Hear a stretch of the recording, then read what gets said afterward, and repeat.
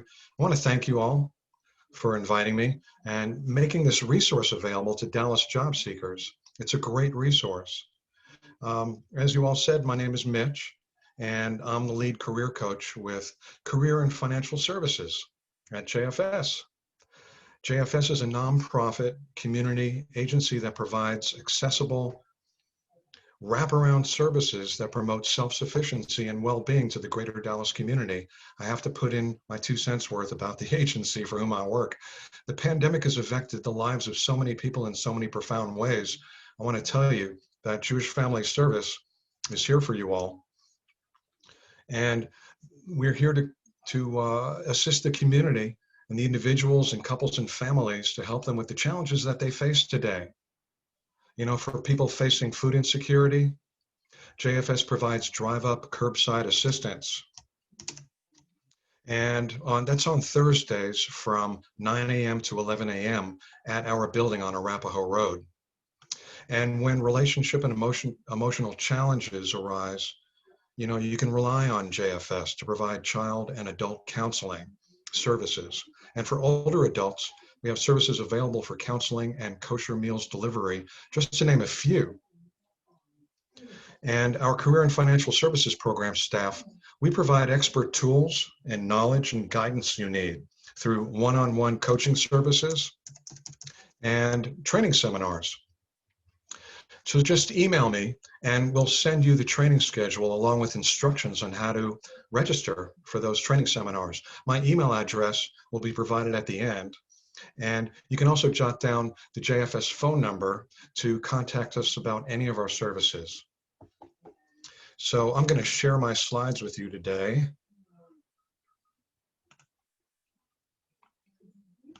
Hopefully that's the right screen.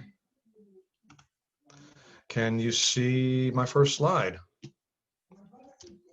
You have your reactions button. It's at the bottom of your screen. You can click on it and click applause if you can see the slides on the screen. For fun right now, I'll be prompting you to use your reactions button in a little bit as well. Can everybody see it?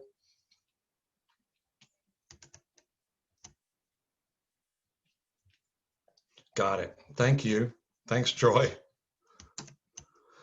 So in today's seminar, we're going to discuss some of the benefits of the new normal that we've all been experiencing to your job search and see what adaptations can be made to your advantage. The pandemic has impacted every area of our lives, including job search, obviously, and it takes time to adjust as you work through phases to cope, adjust, and adapt. To better understand this, let's briefly look at a three-phase model that I came across, which I think might be helpful. During phase one, you look after your physical safety, of course. And in phase two, after feeling more secure, you're better able to reflect and plan on how to meet new challenges. Many of you may be there in this phase. Some of you might be in phase three, when feeling more confident about your direction, you're more likely to embrace the new normal. Hopefully more and more you are there to problem solve and take actions to meet new goals and new challenges. But at some point you may have asked yourselves, should I even search for a job during this uncertain time? The answer is yes. Despite company slowdowns, furloughs, layoffs, now is the time to double down on your job search. And many of you are. Many jobs are still available. Being flexible, responsive, and patient, and being persistent will be the key. Don't let uncertainty hinder you from conducting a strong job search, because if your confidence has taken a hit, if it's been taken down a notch, I understand, work on building it back up. Maybe review your resume to remind yourself of some of the great things that you've done for your companies. Maybe ask friends and family to remind you about what you do best. And try to be patient with yourself and your employers, as everyone is working to adapt to changing circumstances. In a couple of minutes, your Zoom reaction buttons will be coming, because I'd love for you to participate in this next topic. The button's at the bottom of your screen for most of you. You just click on it to select the emoji you want, click on it, and it'll appear. If you're like me, you don't take as much for granted these days. So, I thought it would be time to take some time to appreciate some of the unexpected, if strange, maybe bizarre benefits to job search that we may be experiencing at this time. Feel free to click on the reactions button to select your reaction to each, okay? So sheltering in place gives you an opportunity to become closer to and appreciate family members, your loved ones. Here's someone who's quoted as saying, quarantine has me realizing why my dog gets so excited about something moving outside and going for walks and going for rides. Yeah. And next, you may have more time in your hands to craft that perfect resume. Here's a cat's resume who's trying to market himself as a hunter, a sleep expert, a stylist, a singer, a box inspector, and a negotiator. I don't recommend using one resume to try to market yourself for all those different roles, but this cat seems to think that's going to work. Next, professional networking groups and events have become plentiful. Here's Will Ferrell in a movie role. LinkedIn and Facebook have become, places to be for providing more professional groups than ever to join. You can search by your school name, by industry, or job to find groups to join. Next, many interviews, as some of you may have found out already, are virtual video interviews. So you already may know the location of these interviews. Does that look familiar? If it's taking place on your computer or your phone in one of your rooms, you know where to go. Hopefully you made that a comfortable, quiet place for yourself. Seriously, it's easier to interview in remote interviews because, they can be done at any time and you can have your notes in front of you that you can reference easily. As challenging as your job search may have been, remember today is a new day. And with it comes new possibilities and new learnings. So finding your appreciation and gratitude can help promote optimism and energy to support your efforts. Practice that daily. Companies that are hiring right now are creating more online job fairs and Zoom meet and greets, or what might be called video handshakes. And that's to your benefit, because also some companies may focus on what you can become with their companies rather than strictly what you did previously in your careers. Some companies are up for that. Be open to and be prepared to discuss those things with them. Let's talk about conducting a job search mostly from home, as many of you might be doing at this point. You might be contending with family members at home competing for space and your attentions during your job searches. So, number one, identify what your needs are and discuss them with your family members. See how they can help. If household activities can be coordinated around some of your job search hours and days. And if you can, I know it can be tough, but try to create a quiet workspace apart from family social areas, apart from your living room, for example. And being caught up in everything going on right now, let's not forget to focus on your health. So please, arrange to take even a few minutes every day to take a walk or do something fun or engaging to help you refresh. Because job search can be frustrating sometimes. Sometimes it may seem like you always have to conduct your job search on companies' terms. So, is there a way to conduct a job search on your own terms? And in some ways, yes, it is possible by finding areas in which you can take more control, inwardly, outwardly, and courageously. For example, you can be proactive and decide which companies you want to work for and pursue them. First, Be very specific about the kind of company for whom you want to work so that you'll be more able to identify that in your searches. Decide if you want remote or on-site jobs. What kind of responsibilities would you ideally want emphasized in that job? What kinds of industries do you want to pursue? Develop your list of criteria and use it to determine your goodness of fit with companies and job openings. Then the next step is to identify growth industries and essential businesses that are adapting and doing well, considering the circumstances. You know, you can search fastest growing companies on a website like investors.com. We're tracking your questions. Thanks for your questions. One person is asking, how should job seekers target? Hold your questions. Some of the answers will be covered, and Daisy's going to track your questions, and we'll get to those at the end of the seminar today. So please keep those questions coming. Keep typing them into the chat. We really appreciate it. So identify essential companies not impacted by government shutdowns, like companies in the tech space, healthcare, manufacturing, and logistics. Research companies of interest through social media posts and on Glassdoor.com, where they have research on companies, thanks to employees that used to work there and other resources. And maintain a list of your target companies. One cool tip, I think, is to set up Google alerts to stay informed about changes that are affecting these target companies, so that you receive notifications of their postings and other postings online about them, and develop action steps that you can take to pursue them. You know, due to the changing labor market, you may also need to pursue alternative opportunities. And I hope you're open to that idea. You know, one option is to prepare for a different adjacent role within your own industry. And another option might be to pursue your existing role, but in a new industry. Those are the kinds of things, among other things, that you can gain guidance with, that a lot of people struggle with implementing by meeting with career coaches like myself.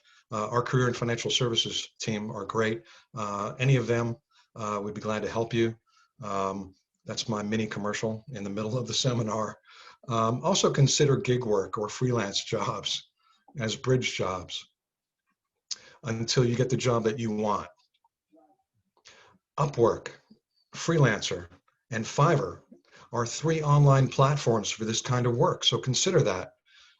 So what are some of the best ways to obtain employment and uncover job opportunities, right? So you all know that networking is also the new normal. It's become more important than ever. And here's the main reason: because those job seekers that develop networking contacts within their target companies are up to 4 times as likely to obtain employment. But how do you do this? You can reach and develop contacts by, number 1, building relationships. Where? On LinkedIn, Facebook, and Twitter. And the trick here is to network daily, build familiarity, demonstrate value, and gain trust among your professional network relationships. How do you do that? Well, you become familiar with networking contacts on LinkedIn, for example, by liking, commenting on, and resharing their posts. Learn how to do that. Learn how to tag the posters and other commenters' names within your own comments as well, because they will be notified of your activity, and then they'll be more likely to check out your profile. And that's what you want. You want people to check out your profile and provide potential value to connections by taking an interest in them and offering to exchange relevant ideas and resources. You don't always have to deliver all the time on those. It's the offer itself that can be so positive and affirming to them. and create positive relationships. And request phone and Zoom video discussions to learn more about them and their companies.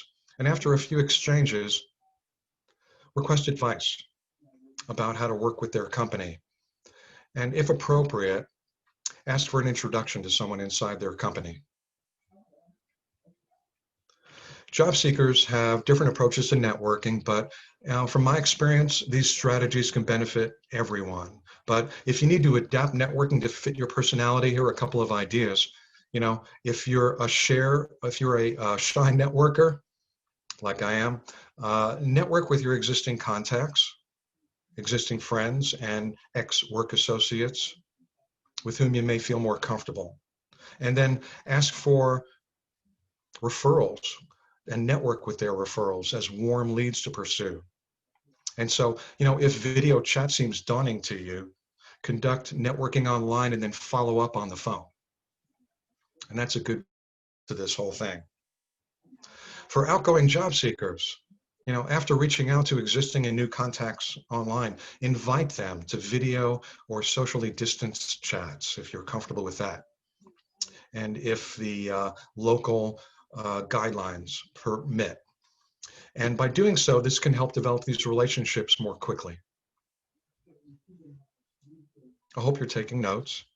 And please keep typing in your questions into the chat so we can address some of those at the end of the seminar. And keep those reactions coming.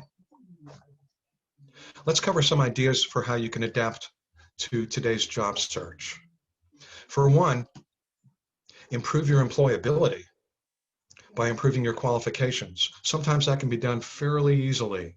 You know, seek out relevant training to either enhance your expertise or to fill in knowledge or skills gaps, because this will help you make a better case for your candidacy for positions. MS Office software skills can be updated with free training available on the Microsoft support website. The internet address is included on this slide right here. And there's a variety of free training courses that are available through platforms like Coursera, edX, and MOOC. You heard it right, MOOC websites. And please learn video interviewing. It's becoming more prevalent. Those skills are more important to have these days. So, you know, you can search YouTube for free Zoom and Teams video software tutorials and use these free apps to practice video interviewing skills with friends and associates. You might even host professional Zoom and Teams networking meetings to build your remote collaboration skills. Excuse me. You can take and maintain control of your online persona too, and you need to do that. Create and update your LinkedIn, Twitter, and Facebook profiles to include your most up-to-date relevant qualifications, including some now new in-demand skills. Include those examples of your resiliency and adaptability and your remote team collaboration skills in your profiles whenever possible. More employers are now more interested to know if your values meet company values. So include your profession-related and industry-related values in your profile as well. And a career coach can coach you through identifying those and communicating those as well. I know that can be challenging to do. Also make sure that all of your profiles share similar content to show consistency to the recruiters. And one tip that I learned more recently is to be sure to include all of the links to all of your social media profiles in each one of them, so that contacts and recruiters that find one of them will be able to find all of them. I hope that makes sense. And lastly, because of the tighter job market, I want to share with you a few strategies on how to uncover more opportunities when you're searching for jobs. Okay. You know, you can learn to uncover more opportunities by thinking outside the box. And that can be challenging to do, so I want to provide some tips. For example, here's something I hadn't thought of that was brought up to me actually by a recruiter about 5 years ago. Look for recruiter job openings to find companies that are in need of many recruiters. Why? Because if these companies are in need of this many recruiters, maybe they need to hire people into a lot of other positions. They have all kinds of jobs to fill, including your type of job. And here are a couple of tips for using LinkedIn. The number one, professional networking website online. Use LinkedIn's people search instead of only their job search, their job bank, to uncover opportunities, because you can search for one of your target companies in their people search to find LinkedIn members that currently or used to work there. Another way to use LinkedIn's people search is to search for your target occupation to find LinkedIn members that recently left that role in a company. Wouldn't that be good to know? And pursue connection requests with them. Ask for advice. Ask for referrals to someone still working there. Here's a strategy to be used in job banks, like Indeed or CareerBuilder. Conduct searches in job banks using one or two of your most relevant skills, work skills, instead of searching for on job titles alone. What this does is, this may uncover jobs about which you were not aware, but for which you might be qualified. Different job titles may come up, which might actually be a job very, very, very similar to the one you've held, and you're 80%, 90% qualified for it.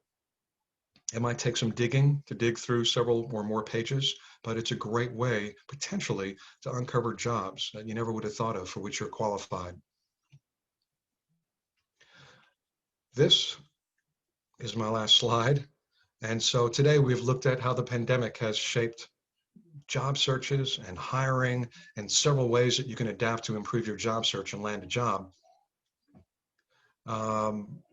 Daisy has been tracking your questions. If you have any more questions, please type them into the chat as well. And we will do what we can to answer those questions. Thank you so much. All righty. So I'm looking through the chat, and there was a question when you were talking about video interviewing. It's okay to look at my notes when interviewing? Well, if you're interviewing on a video chat, yeah, it's good. It's okay to look at your notes, but make them concise. Who asked that question, if I may ask? Jason. Jason. Thank you, Jason, for your question.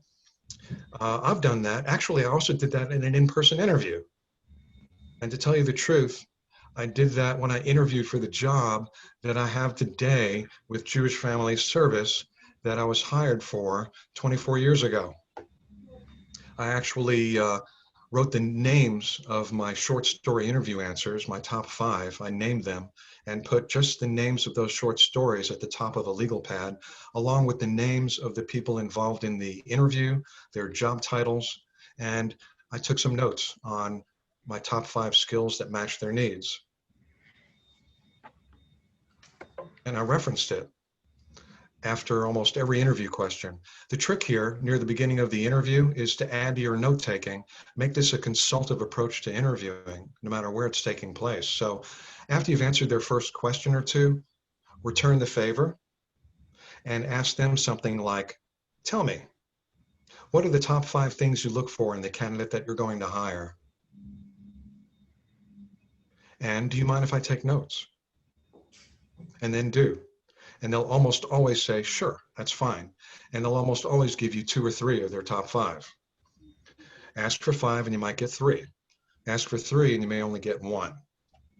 And then write those needs, their priority needs, near the top of your notepad or your iPad. If you're over the age of 45, bring an iPad. Borrow your son's or daughter's iPad or a neighbor's iPad and, show it off when you're taking notes to the interviewers, and then reference their top priority needs when you're answering every one of their subsequent interview answers. Refer back to that, and wherever you're a match for their top priority needs, adapt your interview answers to include that in your answers. Your job is to communicate how you match their priority needs in the interview. So take this more active approach. That's what I did. Alrighty. Great information. Jason also asked, how should job seekers target companies? I'm not sure what you mean by that, how they should target companies. Keep on chatting. You can target companies, if you're asking about how you can find the companies, on LinkedIn or Indeed, you can target companies by typing in search terms that are most relevant to your needs and your qualifications. Through the job leads on LinkedIn, you can use their people search or their job bank search to target companies. And actually, LinkedIn's advanced job search is a great tool in their job bank section, because their advanced search gives you access to all of these different filters. And you can filter searches by almost anything you can think of. And what you want to do is find people inside those companies that may share affiliations with you, like what school you went to. You can actually type in the name of the school you graduated from in the advanced search filter on these jobs, and find people that worked inside these companies that went to the same school as an affiliation. That's one way to get to a company and target companies. There are many different ways to do it. It's really infinite with a little creativity. I hope that answers at least a part of your question. Alrighty. And then speaking about LinkedIn, how do you balance being professional and casual? So, I think a lot of us are used to social media like Facebook, where it's very informal. A lot of it are very close personal contacts. So it's a bit easier for your personality to shine in your posts. How do you balance that on LinkedIn? Remove all of your photos of you drinking beer in the Bahamas, number one. I know I did. You need to strike that balance by removing things that are not very personal, not very, very personal, about many different interests. Try to control what interests are represented by your Facebook posts. If you're looking for work, you need to leverage all of your social media profiles and your presence towards that end. So you might have to maybe give up some of the things you posted and remove some things. You may want to be more careful about who you select to see what you post, who can see your posts. You may want to use Facebook's About section to start copying and pasting some of the great qualifications you have on your LinkedIn profile there. Because when you're applying for jobs through Facebook, Facebook now has a job bank, www.facebook.com/jobs. And when you apply for jobs through them, your About section it populates the application at first. And you want to make even your Facebook profile somewhat consistent, if not a little more personable with your other social media profiles. To get feedback on that balance, you need to get feedback from family, friends, and really professionals in your industry, and with coaches like me and the other coaches on our career team. Okay. And I had a question from Hannah about social media. So what if someone is using social media like Twitter or Facebook only with personal contacts and content isn't public? Is it still relevant to include work-related skills? If you don't want your Facebook to be public, that's up to you. You are potentially reducing the amount of visibility you have to recruiters on the internet. You're losing out on one potential tool that could help you obtain employment. But that's okay if you choose not to use Facebook for that. Really focus on LinkedIn, if nothing else, and build out the most relevant, attention-getting, results-oriented LinkedIn profile you can, and daily work your networking and leverage LinkedIn's tools to help you with your job search. But yeah, if you're Facebook, content is not searchable by recruiters and only open to friends, it's not going to impact your job search negatively if your Facebook posts are very, very personal. And I guess you can keep your beer drinking days posted on your Facebook account. Okay. Thanks for that And question. Y'all are asking some fantastic questions. I have a question from Mark. Should references be available on a resume or wait for a request from an employer? That's another great question. I believe in controlling your information flow. Control the flow. And there are a couple of reasons for that. One of the most important, two reasons. So one reason is you don't want to overwhelm the recruiter or the contact with information. You want to enable them to focus on the information, the messaging that you want them to focus on, which initially are the skills, knowledge, training, and results you've obtained that match their needs, always and everywhere. And the other reason is because their request for your references could be a signal to you, could help you better understand where they're at in the interviewing process or their level of interest in you. And you don't want to give that up by turning in your references too soon. So waiting for them to ask for your references could be very valuable to you in determining where they are with you and if they're giving you buying signals. And that can help you strategize how to work with them and engage with them going forward. Thank you for that. Okay. And when you were speaking about being a good fit for a company's sort of values, how do you find out that information? How do you go about, kind of digging up, doing your research on what's the company's culture, what their values are? How do you leverage that information? That's another really good question. And that can be a challenge. The first go-to place would be the company's website. And also set up Google alerts to do a search agent on that company to, be privy to all their posts and all that. And look at the company's press releases. Those are the first things to look at. And Glassdoor sometimes can give you great insight into their culture and their values. Look for companies' mission statements. More and more companies have them on their websites and maybe their social media profiles. And if even by reading those things, their values are not obvious, then get assistance with someone who can look at those materials as well and guide you in unpacking the messaging that they have online to help clarify what their values might be so that you can then figure out which one of those values you share in common so that you can then leverage that commonality by including examples or the way you describe your existing skills and knowledge in your profiles on your resume by including some of those values words in them.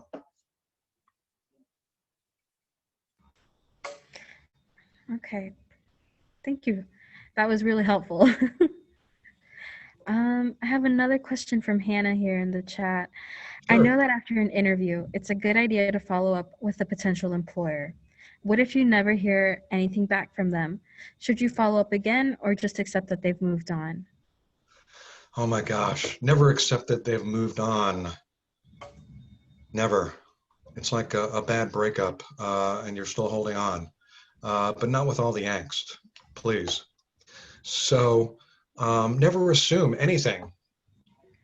Certainly. I've had clients come to me and they may have followed up, they may not have followed up, and then 2-3 months later, they still haven't heard from the company. That can be disheartening. But then all of a sudden they'll get a call from the company and they'll say, can you interview at 1 o'clock today? And my client's calling me in an emergency and saying, I want to meet with you immediately to strategize the interview. It's been so long since I originally applied for the job. Anything can happen with companies. They may have put the job on hold and they didn't tell you. They may have gone another direction and not told you. And maybe they hired somebody and then that person left the company in the meantime. You don't know. I had one client tell me that a recruiter was open with them at some point and told them, apologized to them for not getting back to them sooner, that actually their dog became ill and they had to take the dog to the vet. And they were so involved with this loved one. At some point, they had to put the pet down, and the recruiter was sidetracked and basically had to slow down her search for candidates temporarily. Anything can happen, and it's not necessarily, doesn't necessarily have anything to do with you. As far as timing goes for when to follow up, I can only give you rules of thumb. Just like attorneys general, I finally learned the grammar, rules of thumb. So after you've applied for a job, if you don't see any indication from the job lead or from anybody else as to when they're going to be making a hiring decision, you might want to follow up with them through one means or another, within 7 business days. And you want to take notes. You want to track your job search. You want to log your applications. You want to log your follow-up calls, the dates and what happened, so that you can make strategic decisions about when to follow up next. Because I encourage you to do that the second time and the third time perhaps, and space out your follow-ups farther and farther apart maybe, but continue to follow up. And on this whole other topic of what to say and what to do, that's a whole nother seminar as well. Always communicate your potential value to that employer in all of your communications. Get a good word in for yourself somehow, in 1 or 2 sentences at least, whether it's a voicemail, an email, messaging on LinkedIn or something. I applied for this job on this date. I believe I'm a fantastic candidate because I can leverage these skills to help your company achieve your agenda, your goals for this department. I would love to talk with you about how I can help your company. Something like that. Thanks for that question.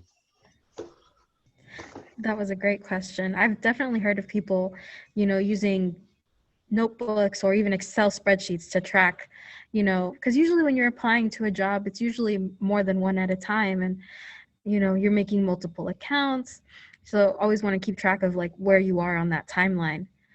It looks like we have another question. Any tips or tricks for negotiating your salary after an initial job offer? Oh, cool. I hope that person who asked that question. It was sent in a private message. Okay, so I hope that person is in the middle of getting a job offer or has one upcoming. All of you will at some point have job offers coming with your diligence and your efforts, I'm sure. Negotiating starts with you being really clear about what your financial needs are. And I'm going to put in a pitch for our Career and Financial Services program again, because we're one of the only professional services attached to a full service community agency that provides career and financial coaching. And so many people are not really clear or up to date on what their current and immediate future financial needs are going to be. And before you negotiate a salary, you need to know what kind of salary you need. Not just now, but going forward, maybe 6 months, a year, 18 months, 2 years down the road, so that you can better position yourself. Number one, to target job openings that'll meet those financial needs. And number two, so that you can develop your minimum, your preferred, and your ideal budget, which then is the basis from which you develop your salary range, to then identify what some good matches are going to be for you with the jobs you're targeting whenever you can find their salary ranges that they're offering, or during the interview process, you'll find out. And that positions you much better to know where you fit with what their salary range is. And we've all heard about these negotiation strategies during negotiations. Sometimes it's not even during formal negotiations. It's on the first phone call now, or the first video chat now, in the pre-screening interview. They'll use your salary preferences to rule you in or rule you out before you've actually had the first substantial interview. One of the first questions they may ask you is, what do you need for salary? And sometimes you hear advice like, well, try to put them off initially and say, well, I'm sure you'll pay a fair rate. you tell me, please, what range do you have in mind? Some recruiters will be okay with that and others will be frustrated with you. If you've done your homework and you know your range and you've done your homework and you know what the market will bear when it comes to salary range by going on salaries.com, for example, even if you don't know their range, this particular company's range, then you can pretty well know where they might fit in and adjust your own range to fit the labor market range. Basically, I suggest maybe, depending on the job, a spread between $10,000 and $15,000 spread. It really kind of depends on the job. For some, it might be a $5,000 to $7,000 spread, depending on how high or low the salary is. And so just give them your salary range. And if they're happy with that, then things can proceed. If they're not happy with that and they want a specific amount, most often they won't, but sometimes they will ask. Again, do your homework and know what your minimum, preferred, and ideal wage is going to be, because you know your minimum, preferred, and ideal budget, and tell them and let the cards fall where they may. But always message your value when you're negotiating. You might even preface before you tell them a little bit of, remind them a little bit of your value and what you can bring to the table as it gets farther into the negotiations, so that they understand that what you're asking for is something that they're paying for. They're paying for your value and what you can bring to the company. I hope that helps. That was a lot of really good information. I'm still fairly new-ish to job searching in general. And I think salary has always been kind of a difficult topic. When do you breach it? Like, when do you bring it up? Yes. How much do you settle for? So When. I hear the question about when, which is really important to address this minute, okay, if you don't mind. Some job seekers will want to know immediately if they're not told. Really, your job is to communicate your value to the company first, what you can do for them based on what you've done for other companies, not how much they can pay you. Of course, you need money, you need a salary, you need to pay bills, but employers want to know what benefit you can bring to them, what problems can you solve for them based on the results you've achieved for other companies doing similar things, using similar skills and knowledge, right? So you always want to lead with that. You always want to communicate those things first. That's your job in every communication with them, if possible. And let them bring up the salary. Some of you might be feeling really tight financially right now and feel pressured to ask, but try to sit on that. Try not to ask. Your job is to help them understand why they should make you an offer. And there will be time when they ask, and they will ask you, and then prepare yourself for that, as we discussed. Okay, I got another really good question about salary. What about applications, online applications that force you to put in a desired salary to complete the application? Wow, yeah, that's another good one.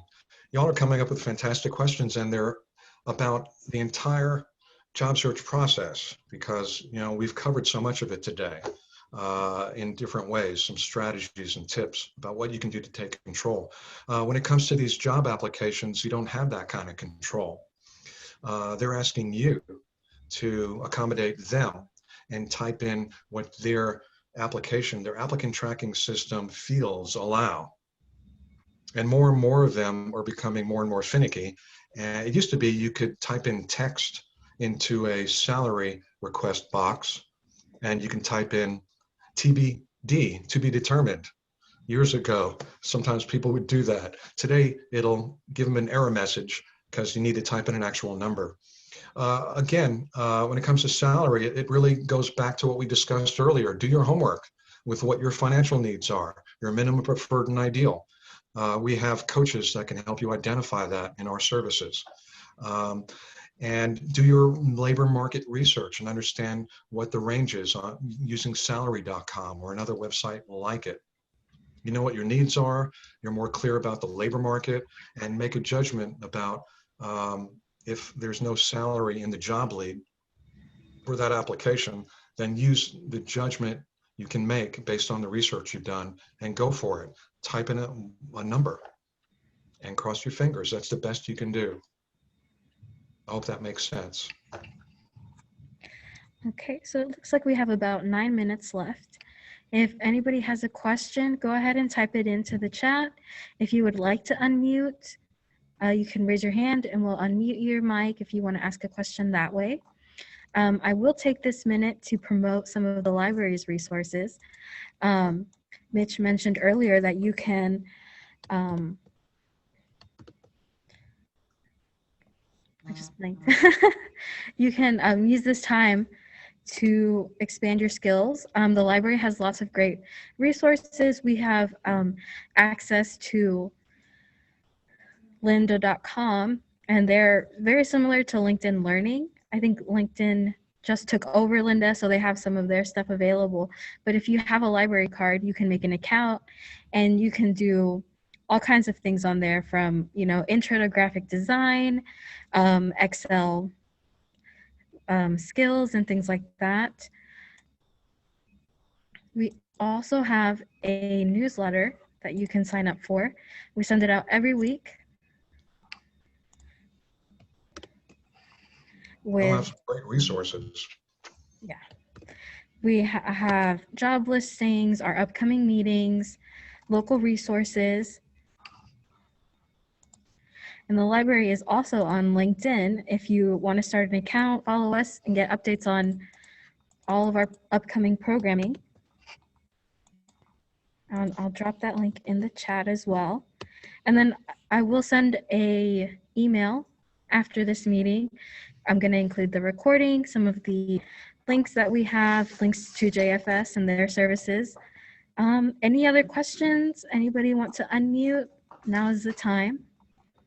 Now's the time. And also later's the time if you reach out to Jewish Family Service and call us and arrange to learn more about our services. We'd be glad to help you going forward in our one-on-one confidential coaching sessions through virtual video chat. Alrighty. Any other questions? Last call. Alrighty. Well, thank you again, Mitch, for joining us today. And for JFS, you guys have been so helpful. Some really awesome and relevant presentations. And you guys will be back in November. So look forward to that. What's going to be on our website, the newsletter, it'll be on LinkedIn. Okay. So it looks like that is it for today. Any last words?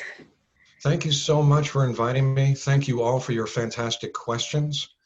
If you need anything, please contact Jewish Family Service. If you need any guidance with career and financial goals, please reach out to the Career and Financial Services team.